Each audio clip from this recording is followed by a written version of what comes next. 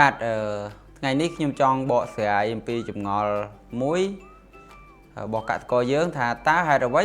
បានជាក្រោយពីការប្រើប្រាស់ជីតែងតែមានការបំផ្លាញដោយពពួកសត្វល្អិតនិងជំងឺតាមពិតទៅមិនមែនគ្រប់ការប្រើប្រាស់ជីហើយសិតតែកើតមាននៅការបំផ្លាញដោយសត្វល្អិតទេ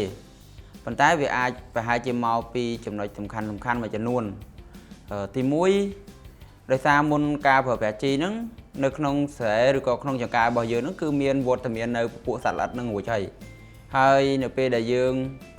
ប្រើប្រាស់ជីយើងអត់បានបាញ់ថ្នាំសម្លាប់ឬក៏កម្ចាត់ឬក៏ការពារពពួកសត្វល្អិតហ្នឹងទេអញ្ចឹងនៅពេលដែលយើងប្រើប្រាស់ជីទៅដំណាំយើងលូតលាស់ល្អទៅពពួកសត្វល្អិតហ្នឹងក៏ស៊ីបំផ្លាញទៅតាមនឹងដែរទី1ទី2ដោយសារតែការប្រើប្រាស់ជីច្រើនលើសពីអ្វីដែលដំណាំត្រូវការវាធ្វើឲ្យដំណាំហ្នឹងលូតលាស់ខុសពីប្រក្រតីឧទាហរណ៍ដូចជាទៅលើទម្រង់ស្លឹកចុះ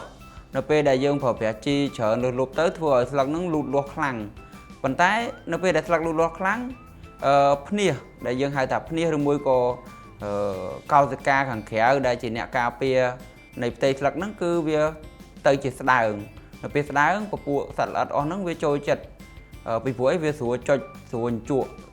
ស្រូបយកសារធាតុចិញ្ចឹមឬក៏ទឹកដមនៃស្លឹកហ្នឹងអាហ្នឹងវាដូចជាយើងមិនបានទៅកម្ចាត់បែរជាផ្ដល់នៅអាហារដែលឆ្ងាញ់ដែលល្អដែលងាយស្រួលជញ្ជក់ងាយស្រួលស៊ីបំផ្លាញ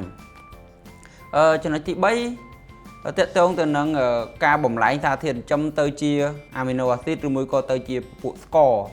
ដែលធ្វើឲ្យវត្តមានសត្វល្អិតដែលមាននៅក្នុងចម្ការឬក្នុងស្រែរបស់យើងហ្នឹងវាបង្កើនចំនួនបានច្រើនតាមរយៈការស្រូបយកនៅសារធាតុចិញ្ចឹមទាំងហ្នឹងទៅចិញ្ចឹមខ្លួនឲ្យរីកធំធាត់លឿនបង្កើតនៅការបន្តពូជបានកាន់តែខ្លាំងដែលជាហេតុធ្វើឲ្យបរិមាណចំនួនរបស់សត្វល្អិតកាន់តែច្រើនអញ្ចឹងការបំផ្លាញក៏កាន់តែច្រើនទៅតាមនឹងដែរអញ្ចឹងជាដំណោះស្រាយគឺយើងត្រូវសិក្សាយើងត្រូវស្វែងយល់អំពីការប្រើប្រាស់ហ្នឹងឲ្យបានស៊ីជម្រៅមុននឹងយើង